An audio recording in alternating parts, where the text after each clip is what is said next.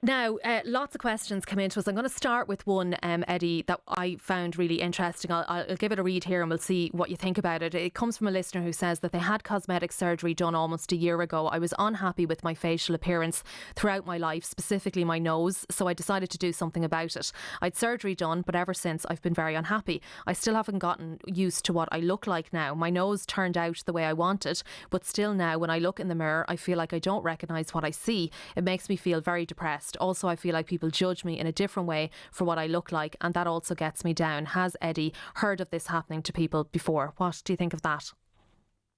Yeah, so when I read that email, and what I think about it is quite often a lot of people, it's a feature called body dysmorphia, where it's a presentation where a person would focus on what they perceive as a defect or flaw in their appearance, and it's not observable to others, or it's certainly minimal to others. And the person then would have a lot of preoccupation. And sometimes in cosmetic surgery, I do believe that people should be screened for body dysmorphia before having the surgery, because for many people to have the surgery and they have really good outcome, and for other people to have the surgery and they still have that preoccupation.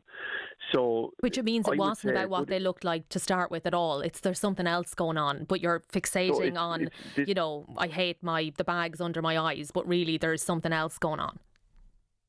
Indeed, yes. It's sort of characterised as an anxiety presentation, and this preoccupation is not explained it's not visible to others, and quite often then the person could seek reassurance, or they're checking mirrors a lot, or they're maybe hiding it, or maybe avoiding social situations. What would you say to this texter then, Eddie? Like, what could they do now? Because they've had the nose job done.